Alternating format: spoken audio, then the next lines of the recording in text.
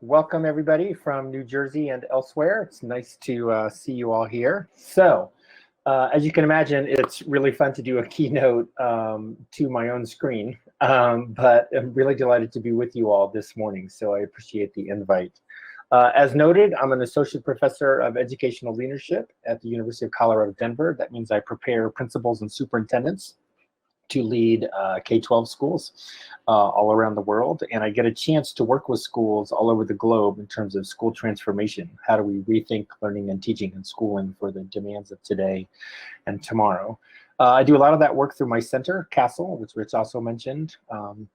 CASTLE is the only university center dedicated to the technology needs of school leaders. So spent a lot of time thinking about concepts like distance learning and digital learning and so on. So I think that's why I got the invite today. If you want to follow along, my slides are available at this web address on the screen, and I'm going to give you a minute to get that down and just talk about a couple of things while we're here.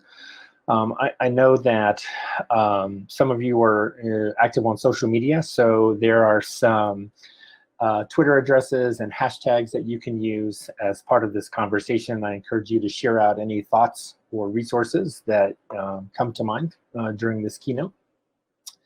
We'll also recognize, of course, that for many of us, the events of the last week or so have been very unsettling around the country. And, you know, in fact, the last few months, many of us are struggling with stay-at-home orders. I know that the pandemic has hit New Jersey particularly hard. So I just want to mention up front that although we're having this conference on online learning, and we're talking about some really important stuff related to learning and teaching in both higher ed and K-12, that we do operate within larger contexts, right? So I hope that everyone is being safe and hopefully is healthy. And my thoughts and care and empathy come out from Colorado to all of you on the East Coast. And also, you know, in light of the last few days, just want to give a shout out to Newark and Camden, who are showing us the way to think about some of these larger concerns that are filtering through society right now. And showing us that there are ways that we can come together in ways that are productive. And so while it may seem that some of those bigger issues are taking precedence right now, of course, we also need to think about the learning and teaching that we're providing our students and the supports that we're giving our staff and our administrators and our communities during this time. So I just want to be cognizant of that before I dive into what's probably a more mundane topic of online learning and deeper learning. So I'm actually going to start my presentation by telling you 3 stories from Colorado. Now these are P12 stories, primarily at the high school level.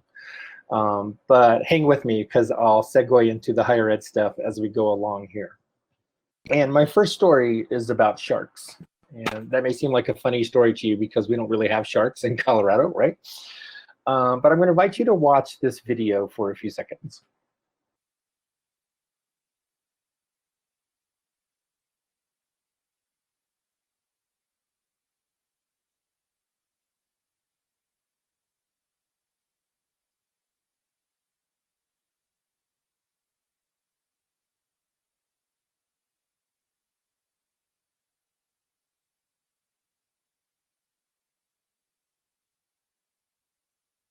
Terrifying, right? And the people who go into those shark cages are much braver than I am. But let me ask you this question. How long was that shark? Now that's a tough question to ask, right? Because as you remember from the video, the water is murky, it's green, there's no reference points to judge against, right? It's just the shark swimming against this pale green background. And it's a very interesting question, actually. You know, how would we measure this shark? And so I'm going to give you 60 seconds, and you're welcome to throw your thoughts into the chat area. What are your ideas for how we might measure the shark?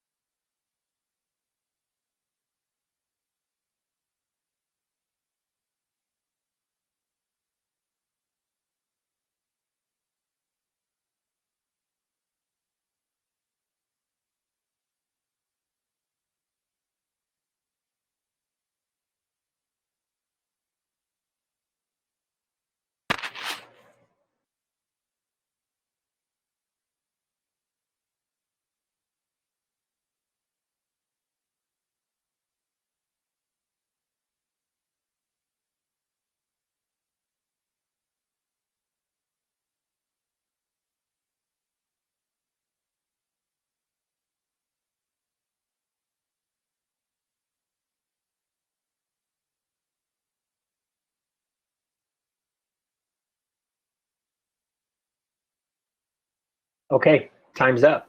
Now this is the part where I really miss seeing you all in person, right? Because I could hear some of your ideas, and we could throw a few out there. You know, I tend to do very interactive keynotes, and I'm going to give you some periodic reflections like I just gave you throughout our time this morning. Short blocks of time where you can throw some thoughts in the chat area, interact with each other, and so on. So that was kind of your test as we get going here. So that's the question that I asked, how long is the shark, is actually a real question. We had a scientist in Boulder, Colorado, who was trying to figure out a way to answer that question. She's a marine biologist and researcher. And so she actually came to some students here in a local high school and said, can you help me figure this out? And so some students up in Longmont, Colorado, created, after much testing, the device that you see on your screen. Now that device is actually upside down right now. The handle is pointing up, not down. And what you see here in the next slide is you see the assistant superintendent of the district demonstrating how this works. So you hold the device by the handle, and there's a place on the top for a GoPro camera, and then there are things on the ends which are actually lasers. Okay, and so what they did is they calibrated this against images of sharks that they put up on the wall in their school. And then the idea is that you would point this device at the shark, you would measure the endpoints, and then from there you could sort of calculate the length of the shark while it was swimming. So very ingenious, clever solution. So that's story one from Colorado about sharks. Here's story number two. It's about frogs. You know, here in Colorado, we're at high elevation, and another area that's high elevation is Lake Titicaca in Peru, up in the Indian Mountains there. It's about 12,500 feet above sea level. And one of the challenges that they're having there in the lake is that the wild frog population has declined about 80% over the last 3 generations. It is now classified as critically endangered. So we have scientists in the Denver Zoo, for example, who are working with some colleagues there in Peru to try and preserve the species. Now, one of the challenges about doing this work at altitude is that it's very difficult to scuba dive in high altitude environments. Individuals that dive at high altitudes are exposed to atmospheric pressures that are less than sea level, which is the presumed endpoint for standard decompression tables. And then when you surface, the decreased atmospheric pressure in the environment exerts an increased decompression stress on the diver. And so, you know, there's some basic rules of thumb that if you're diving at altitude, you have to stay shallow and keep it short to limit the amount of accumulated gas in your body tissues. And so, as you can imagine, this makes it really hard to dive down deep into the lake and see what's happening with these frogs. So the folks at the Denver Zoo, some of those scientists, heard what was happening with the shark project. And so they came to these high school students again, and they said, hey, we understand that you're interested in aquatic robotics. And so what we'd like you to do is we'd like you to work with us to test and create some sample aquatic robots that we can use to investigate sharks, right? And so here is an image of the Aquatic Robotics Lab. You can see the giant tank where they test some of their equipment. Here's a surface level robot that the students made. And then they have underwater robots as well that they can send down underneath the surface of the lake to test salinity and water quality and, you know, visibility and other, you know, chemical composition issues related to the frogs as they try to figure out why the population has decreased so drastically and what scientists and local communities can do about it. Now, as part of this robotics project, the students also had to work with local communities, right? Because a lot of the issue was related to local pollution in the lake. And so they started creating sort of these frog conservation messaging activities. They had to educate local children and adults about, you know, the amphibians in their neighborhood. They created a Spanish language comic book that explains the science to locals and why they should care. Like there's all kinds of good stuff happening here above and beyond the robotics work, right? Where students are figuring out ways to use their speaking and writing and listening skills, creating publicity and marketing materials and education materials for the local community, working with scientists. And one of the things I love about this frog project is that most of the students working on this project were Spanish speakers, right? And as their native language. And so in schools, we often treat ESL students as challenges, but in this case, of course, their language skills were assets because they were able to converse with the scientists down in Peru in their native language in ways that, English-speaking only Americans could not, which was pretty great. And the third story I'm going to tell you from Colorado is about space. So I had a chance to visit Lakewood High School recently in Lakewood, Colorado, and I met this young gentleman. And you can see that he's wearing a harness. And the reason he's wearing a harness is because he is trying to figure out how to help astronauts in space stay fit. Now, you can imagine that this is a challenge for astronauts because you can't exactly take a bunch of weightlifting equipment up into space because the mass is too great, and every ounce counts, right? So what he has here is he has a harness that he's wearing, and if you look right there, there's that strap that kind of goes between his legs, and there's a ring there. And what that ring is for is that you can attach that ring to a resistance cable that comes up from the floor. So here he is testing it outside the high school, right? And so you can imagine a cable that comes out of the floor of the space station, for instance, and clips onto the ring. And now you can attach it to the harness, and then you can engage in resistance training and build up your leg muscles with the tension from the cable. And so what he's doing is he's testing out this harness, and they're also trying to figure out how can they make it in such a way so that it it doesn't absorb too much moisture, that, because astronauts sweat and all that kind of stuff. So there's lots of other design considerations besides, the harness itself.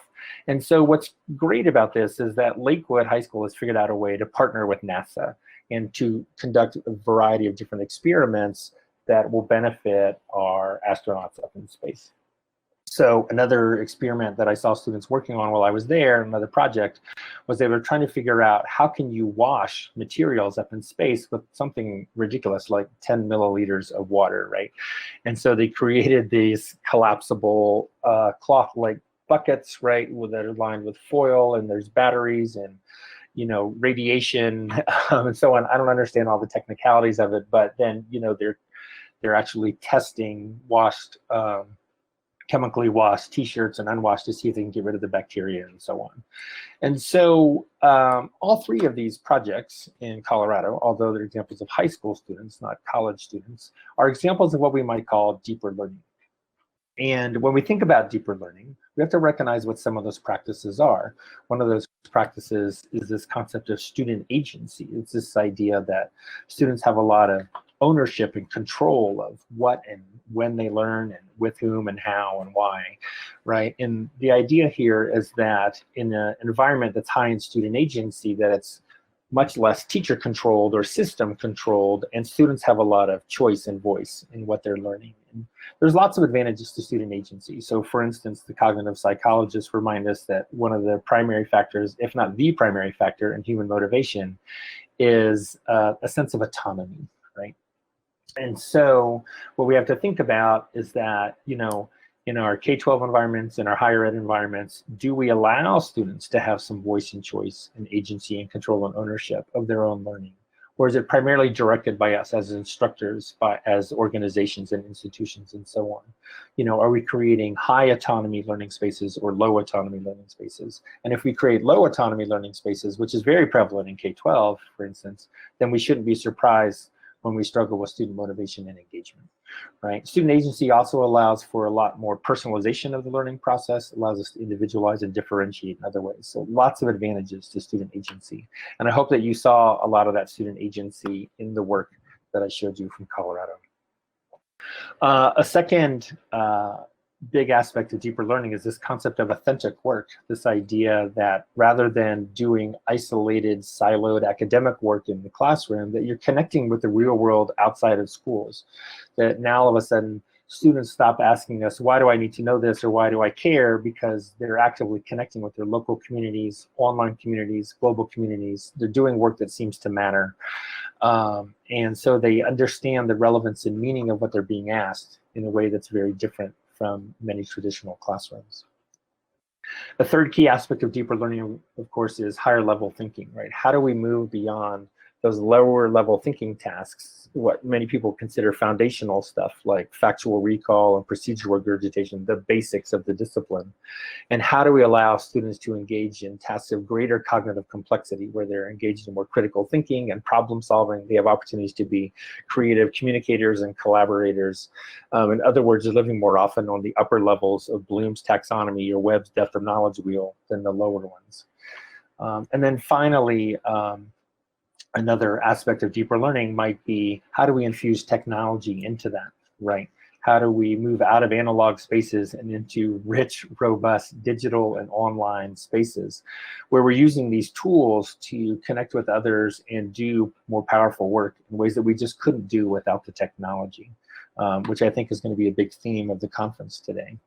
And so as you think about those four big shifts of student agency and higher level thinking and more authentic work and technology infusion, I think the question for us in our own university classrooms and learning spaces is, what opportunities do our students have to engage in deeper learning? So I'm going to take a pause here and give you 90 seconds to reflect on that and to share whatever ideas you have in the public chat space. Of this conference is, of course, right? And I think as we try to do that work, as we try to connect sort of some of these deeper learning shifts or paradigms, right, around higher level thinking and authentic work and student agency and using technology to help facilitate those, we have to recognize a couple contextual challenges within which we're operating. And the first contextual challenge that I want to highlight here is just this basic concept of information literacy. Neil Postman reminded us decades ago that a new medium doesn't add something, that it actually changes everything around us. You know, the last time we lived through a shift in our information landscape that was as big as the one that we're living through right now was back when we invented the printing press. And as Postman notes, you know, it wasn't just that we had Europe and then we had Europe plus the printing press, as that the printing press was a seismic shift in society, you know, as the masses were able to gain access to information for the first time ever, rather than being filtered through the local priest or the king's representative. They could access the laws themselves. They could access the word of the Bible themselves, for instance. That this had major, major impacts on everything in Europe. Right, like entire governments were toppled. We had new branches of religion and so on, right? And we're living through similar seismic shifts today in our information landscape. You know, we now have more access to information than we ever had before, but we also have some other things happening as well. So the left side of this slide really shows you what our old information landscape looks like. This is the printing press landscape, right? Information was primarily organized around ink on paper. It was very expensive to get a book or a newspaper out, or a magazine, for instance, right? You think about all the costs related to the ink, the paper, and the glue, and the binding, and the distribution channels, and the marketing, and the relationships with the, you know, the bookstores or the magazine stands or whatever, right? And because it was expensive, we lived in a filter and then publish world. Some entity, like a publishing company or the government or maybe a large corporation or university, would make the decision about who was worth the expense of publishing, right? So they would take your submission for a magazine article or newspaper article or book or your movie idea or your radio broadcast idea or whatever it was, right? And they would decide, well, enough people listen to this that we can get our money back, or when enough people read this that we can make a profit, right? And so there were gatekeepers who filtered the ideas and the thinking, and then the rest of us just sort of consumed whatever those entities decided to publish. It was very much an expert-only sort of paradigm, and information was relatively scarce because it was expensive. And of course, you know, the ink on paper world was slow to change. You know, many of us had encyclopedias on our shelves or at the libraries that were out of date the instant that they were printed, right, and so on. We have now, of course, live in this digital online space, which is the category of the words on the right here of this slide, right? And these bits in the ether, of course, are free or essentially low cost. Almost everyone has the ability to be a publisher these days or a broadcaster these days. there's nobody filtering what we put out there, and that's a wonderful thing, because on the one hand, we're hearing from many more ideas and many more people than we ever would have before in the filtered and published schema. But we're also, of course, sifting through a lot more crap and content that may be less valuable as well. It's a much more participatory space. It's an active space. People are sharing in real time. It's much more interactive. The reach is, exponentially greater than ink on paper. We now live in this weird time where a 12-year-old can have something go viral and have the same reach as a major multimedia company. We just haven't quite wrapped our head around it yet. As we think about this new information landscape, one of the things we're finding, of course, is that students are really struggling to judge the credibility of information online. We have study after study that shows that our young people don't really understand how to sift through all the stuff on the internet and through all their digital channels and figure out what's reliable and valid and credible and so on. And yet, as much as they struggle, what we find is that older Americans are struggling even more, right? And so we also have studies that say that for all of us adults who, bemoan the state of our youth, that the older we get, the actually more likely we are to struggle with information validity and reliability. And that's just on the consumption side. And what we're also realizing, of course, is that we have to stop thinking of the internet as a place to just look up stuff. That it's not just a consumption space. It's not like a book that we pull off the shelf and we dig through what we want and then we put it back, right? As that, the information landscape that we're now in is a participatory space. It's an interactive space. And, in the ink on paper world, we would never say that somebody was literate if they could read but not write, as Mitch Resnick from MIT notes. But, then we have to do the counterpart question, which is, then are we literate if we're only consuming content online, but we're not producing content online? And I think for many of our instructors in higher ed and K-12, because they may not be active creators and sharers and publishers in these online spaces, it's difficult for them to teach what they don't know. And so, we have to think really hard as higher ed instructors, as K and 12 instructors, how well are we preparing students to master the dominant information landscape of their time? How well are we helping people understand and participate in this interactive space, right, where you have exponential reach, where you're hyper-connected, where things happen in real time, which causes whole new lenses on the work. And where nobody is filtering for us, where we have to do that filtering in our own minds instead. And so as you think about the online context in which our online learning and teaching are operating, right? Are you keeping it primarily siloed within your learning management system and within university-approved spaces? Are you getting kids and young people and older students connected to the world outside of the university in ways that are productive and help them master the right side of that slide? So I'm going to give you another 90 seconds to reflect and just think about how well are we doing at helping students master our new information landscape. Okay, welcome back.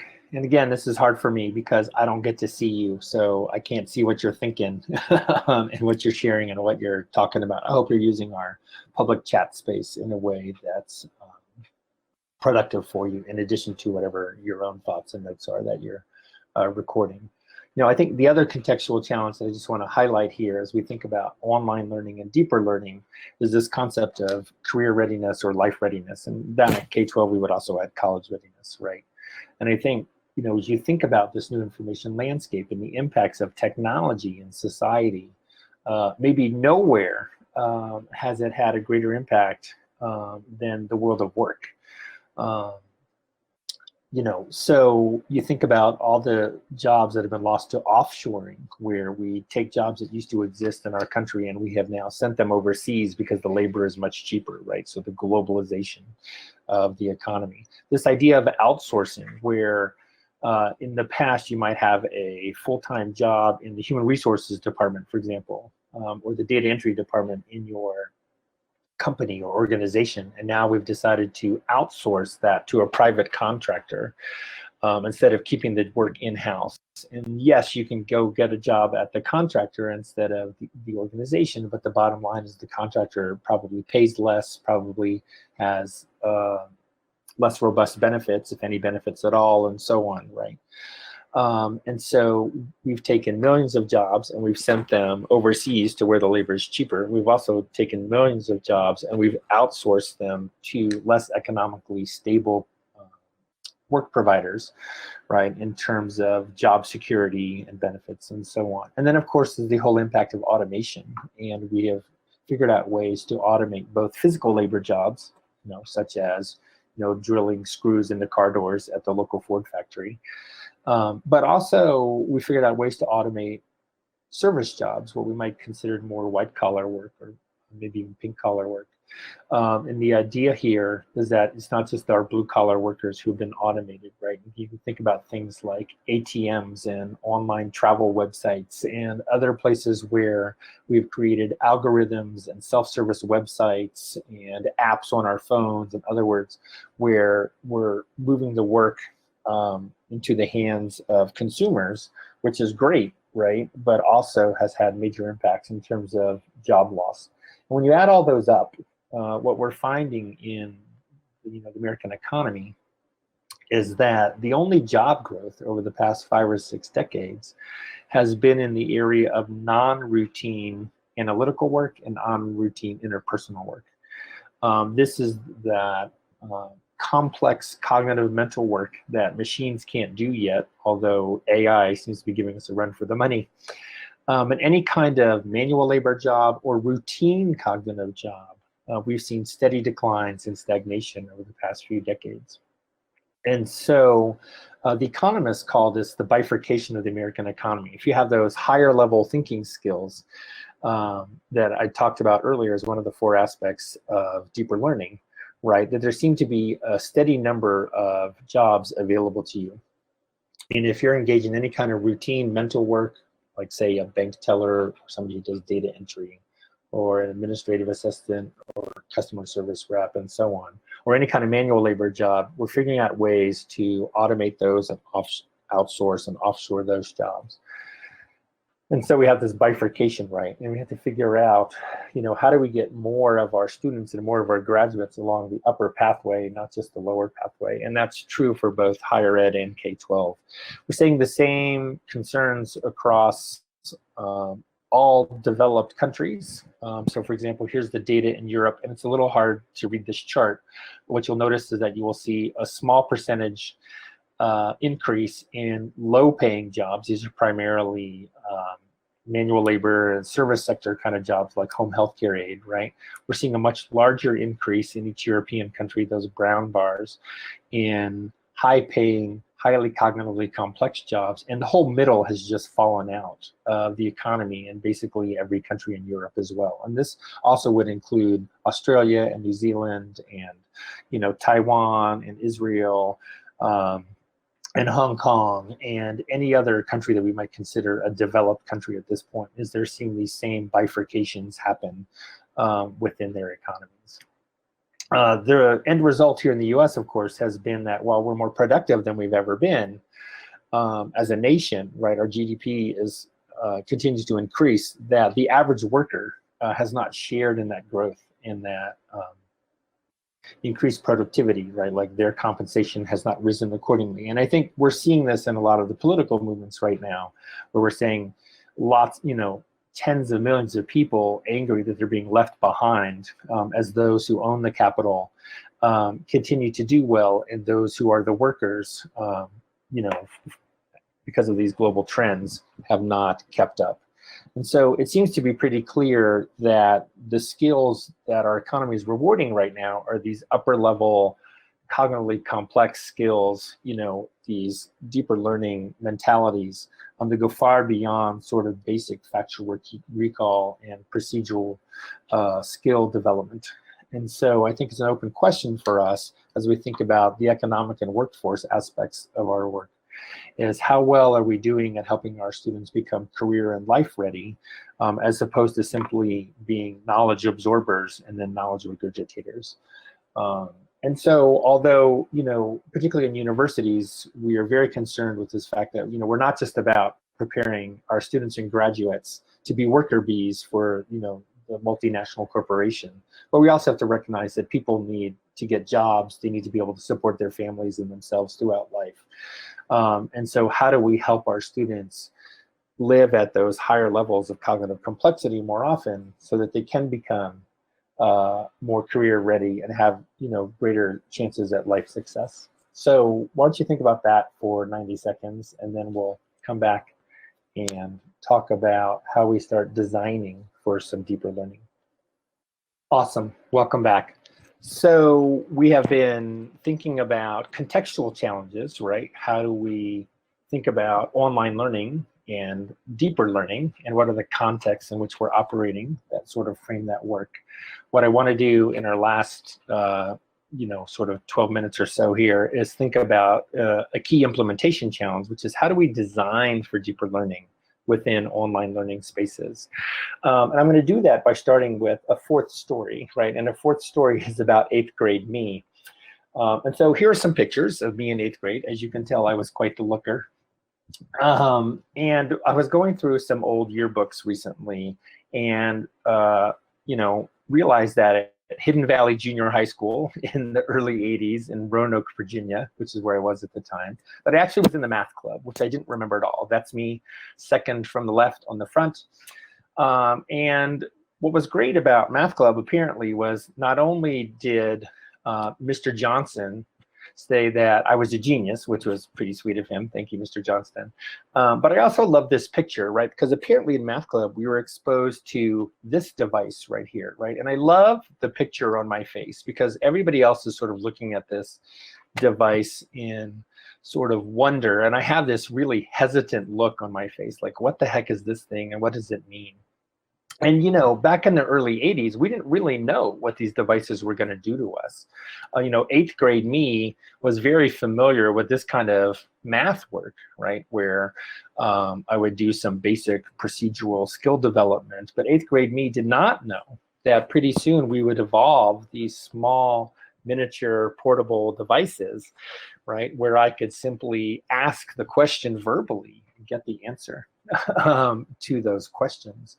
And 8th grade me was very familiar with this kind of language arts English work, right? Where I would be matching, terms with definitions and so on. And again, 8th grade me had no idea that with a quick voice command on the device in my pocket, I could answer those questions.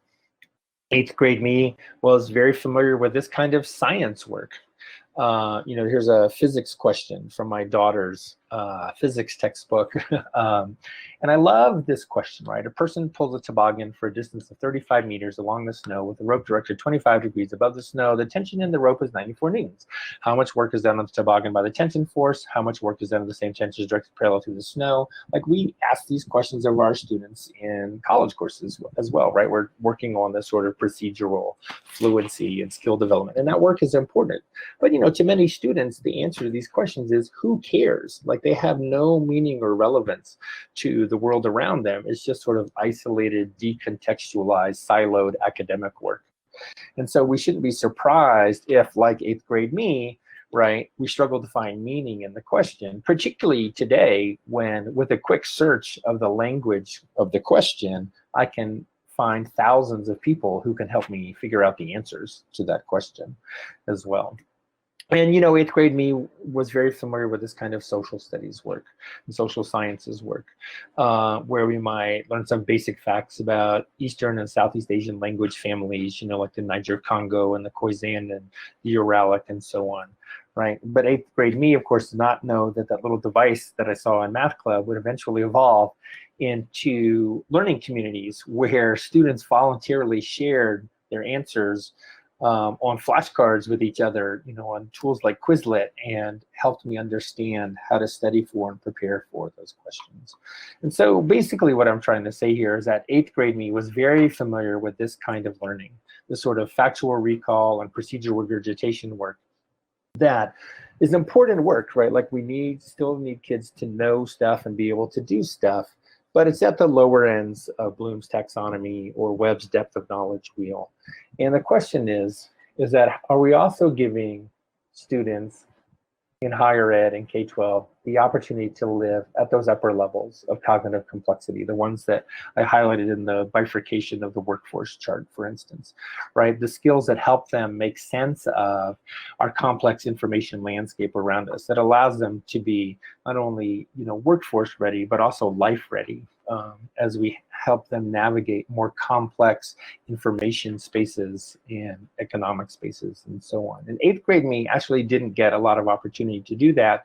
And to be honest, college me didn't either, at least not until, I got to be a junior or a senior and headed into my grad work. A lot of my, early undergraduate coursework looked a lot more like this than it did like this, unfortunately. And when you shove several hundred students into an auditorium, or you run students through a course management system, right? The question is, how do we design for these things as well? And that's really the key point of all of this, is that if we want deeper learning and greater student agency and more authentic work and rich tech infusion to happen, then we have to design for those, right?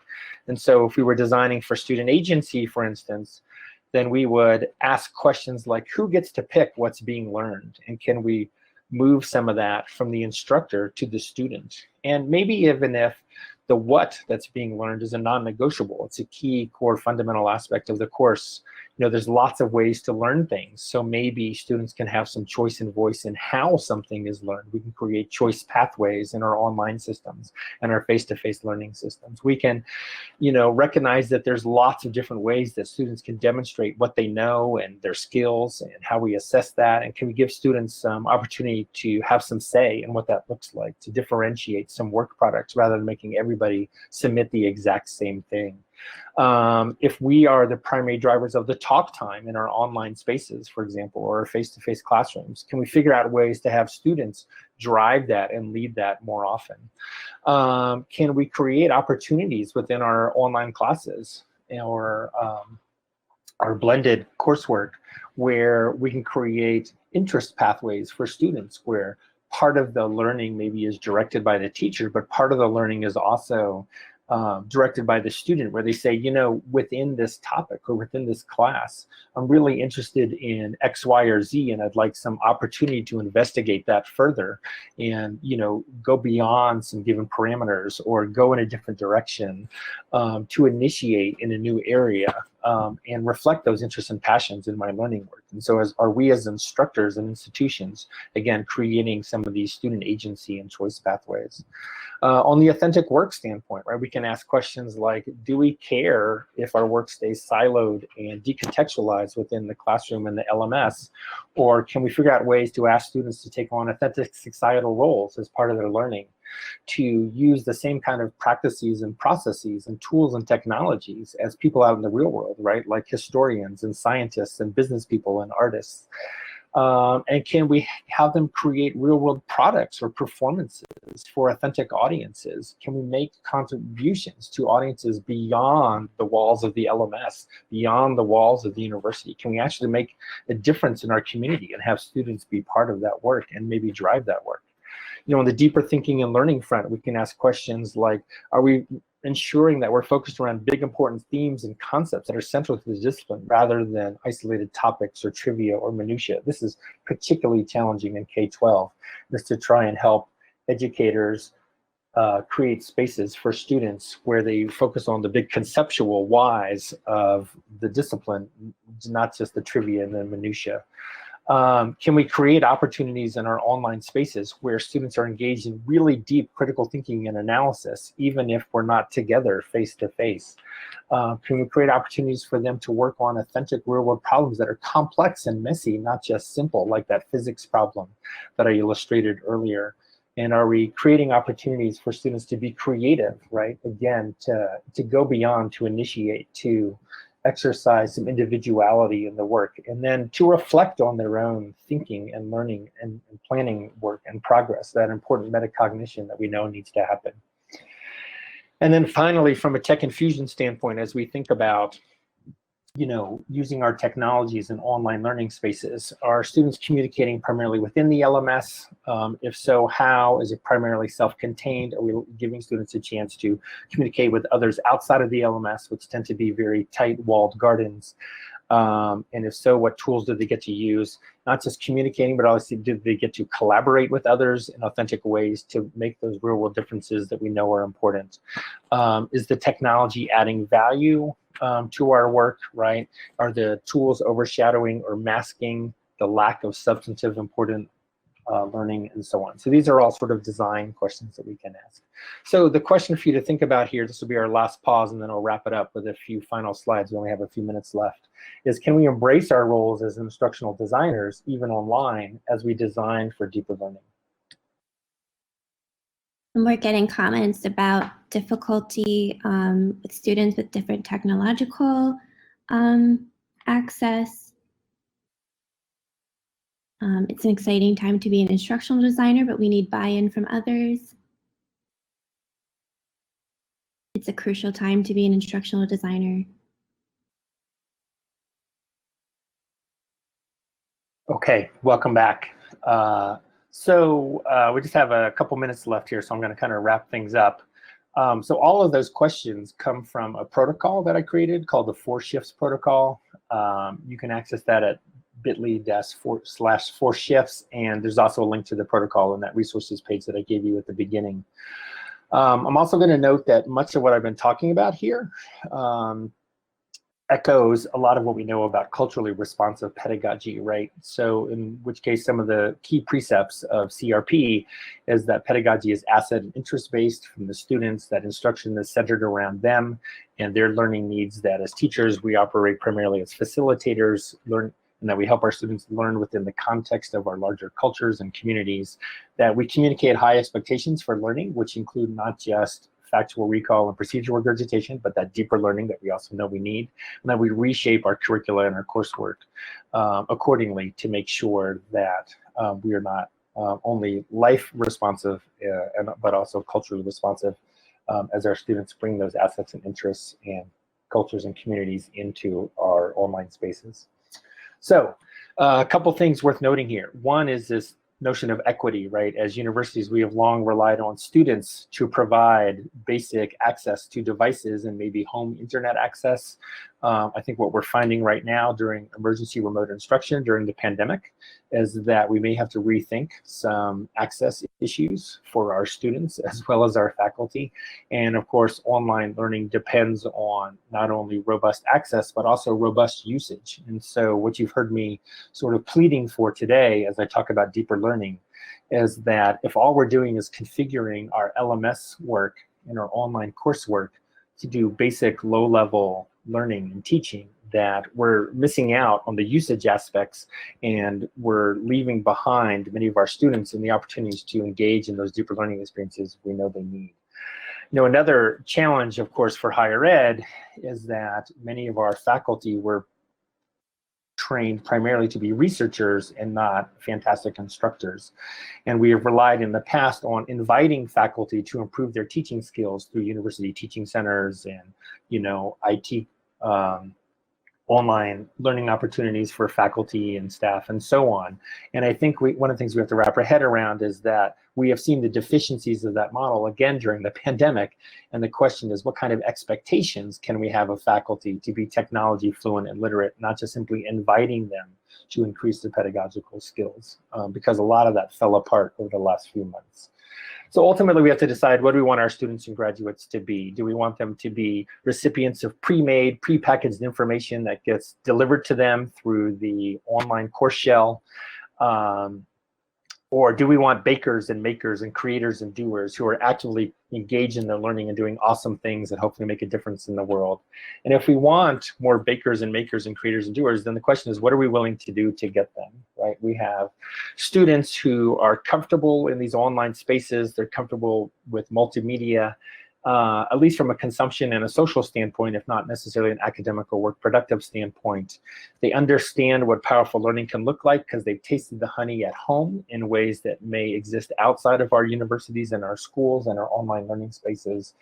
And they're often engaged in work that matters because they're connecting with others, collaborating, creating with each other on a global scale, and they're engaged in work that matters to them and the world around them. And so the question for us then, of course, is that how do we incorporate those shifts into our own online learning experiences? And how do we make sure that our new visions of student possibility outweigh whatever fears and control issues and assumptions about what, classrooms look like, and institutional inertia and all those yes buts that can hold us back, right? Like, what are our deeper learning visions that outweigh all that, and how do we start moving in those directions? And so, this is essentially the beginning of whatever we want to do. And so we have to think really hard about what do we want for our students and our graduates in our university and K-12 communities. And I'm pretty sure that we can do better than what 8th grade me got long ago. And then I hope that you'll join me in this work. Thank you very much. So Scott, there's going to be a little bit of a delay for people typing questions, but we did get one question earlier. The question is, how do we value experts and expertise while also engaging in authentic work? So should I go ahead and respond to that question now? Sure thing. Do I need to state the question? They can hear me. So oh, okay, great. Ahead. All right. Yeah. Thanks. So it's a balance, right? So, I mean, we would be foolish to believe that our instructors and our institutions don't have a lot of expertise and experience that it's worth sharing here. I think the question is, how do we negotiate our learning spaces with our students and recognize that they are also bringing expertise and experience to the table? And that, how do we make sure that learning is something that's done with our students, not something that's done to our students? And that's maybe particularly true in some of these online course shells or these digital adaptive learning systems where students are recipients and consumers of prepackaged information that gets pushed out to them, as opposed to co-designers and co-creators of the learning space.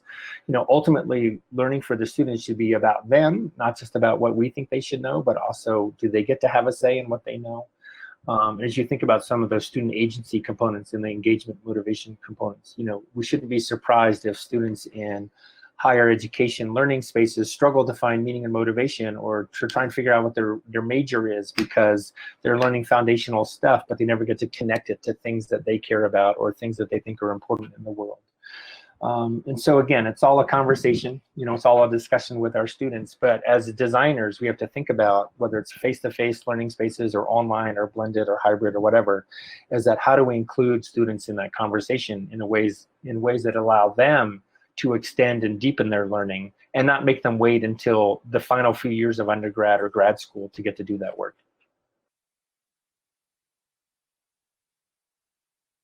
Great, thank you.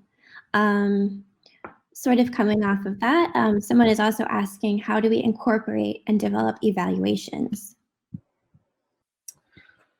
So that's a pretty large generic question, right? And I think, one of the things that we have to do as instructors, as universities, is we have to identify what are the learning outcomes that we want from our students and our graduates, and how many of those are reflected in our current assessments. We're very good in K-12 and in higher ed at assessing lower level stuff.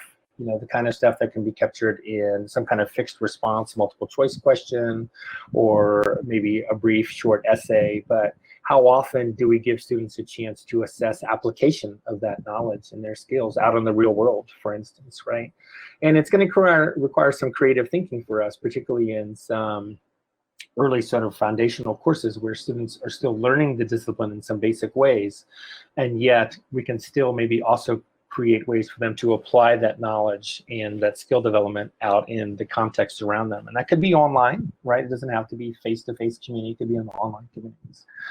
But this notion, for example, like, when you're teaching a young child how to play basketball, for instance, as the analogy goes, we don't make a kid just practice skills for years and years, and finally, 5 years later, you get to play a game, right? Like this balance of back and forth of skill development and practice, and then let's go out and apply it, and then play a game, and then let's learn from that, and let's go back and do some more practice and skill development, and let's play another game, right? And what does that look like in English? What does that look like in science? What does that look like in, the social sciences and the natural sciences and the physical sciences and education and world languages and whatever we're teaching, right? Like, what does it look like where we give students a chance to dip in and out of real world application and meaning making and sense making and skill development, and then come back to us and practice and do some more foundational work as experts and facilitators as instructors, and then back out into the real world. And what would classes look like?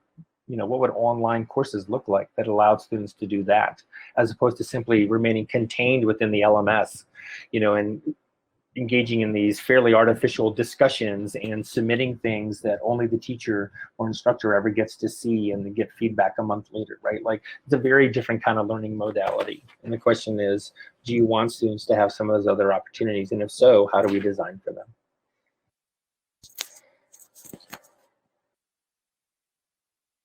So we have a question from Shelley. She says, reading and writing is key to learning. Many students have reading and writing challenges that need support. How does more technology/open learning offer enough support for students with these challenges? Shelley, I think that's a fantastic question. Thank you. And a lot of this, of course, rests on K-12. If you're thinking about higher ed, you can only take what comes to you from the K-12 systems. I think that's an open question, right? Is how do we use online and hybrid and blended spaces to provide students customized support? So that's the theory behind some of these adaptive learning systems, right? You think about a system like a Newton or an ALEKS in K-12, ALEKS. Or a Dreambox. The idea is that the automated systems can sit side by side with the instructor, helping students with some basic fluencies and skill development, while maybe in class with the instructor, you're also doing some more advanced, deeper learning kind of work. Doing that well is a challenge, and I think I work mostly in K-12 schools, and they mostly do it poorly, where they'll just shove a kid in front of the adaptive learning math software, for example, every day for half an hour, and they never really blend that or build that into the coursework in a way that seems to be productive for kids. So kids check out of those adaptive systems pretty quickly. But that's the theory, at least, right? Is that, as instructors with 20, 40, 80, 400 students, whatever we have in our online course or our face-to-face higher ed course, is that there's no way that we can individually tutor every student who needs it. But maybe some of these online systems, these self-paced tutorials and adaptive software programs and other sort of digital and online modalities can help accompany the work that we're doing as an instructor and maybe help students catch up in areas that they need to. But doing that well requires, some serious instructional design work. And so I would encourage you to lean into whatever resources you have to help with that. So I think we're going to wrap up with this last question, which is, I'm sure, on many people's mind. We have a question from Diane and also a comment from someone else about retaining good teachers, even though they have to do all of this extra work. But Diane's question is, how do we get buy-in to design this way, especially in terms of time and resources? So great questions there. I think ultimately, again, we have to decide what kind of learner outcomes do we want. We're having these conversations at K-12 about graduate profiles and learner profiles, and it feels like we need to do the same thing in higher ed. And we shouldn't maybe just leave that to individual instructors or maybe even departments or programs, but how do we have the university-wide conversation, as messy as that will be, about what kind of graduates do we want and what experiences during their higher ed coursework will allow them to acquire those outcomes. And if we want deeper learners, if we want students to be critical thinkers and problem solvers who are excellent communicators and collaborators who can use technology in productive ways to further that work, then we have to design for those experiences within courses, across program sequences, within our online course shells, and so on. And so, I keep preaching this idea of being designers, but most universities are so distributed down to the lowest level in terms of instructors making these choices, and it would really be productive for us to have conversations at the program, department, college, and university level to help us align some of this stuff and think about what are we missing from our learners' experiences and those desired learning outcomes that right now isn't there, and then structure pathways to make those happen.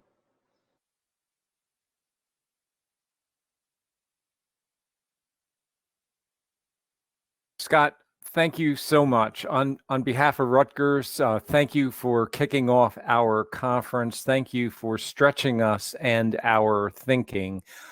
Thanks also for opening up pathways for us to deeper learning. And we again are delighted that you were able to be with us and to set our conference off, our virtual conference off on such an exciting and insightful first step. So thank you again. This is a critical time to be an instructional designer. This is the time to make a difference. And I think you have shown that to us in many examples and have teased out for us many ways in which we can do more. There is much more that we can do, starting with reflecting on our own practice. And let's start there together. I think the other takeaway that we have all learned as we are still in the midst of this pandemic is that we are never going back. The world has changed. The infusion of technology in instruction, the preponderance of online learning now is never going back. It is only going forward. And I think, Scott, that you laid out for us some exciting opportunities for the future. Of we can use this as a springboard, and we can take this further.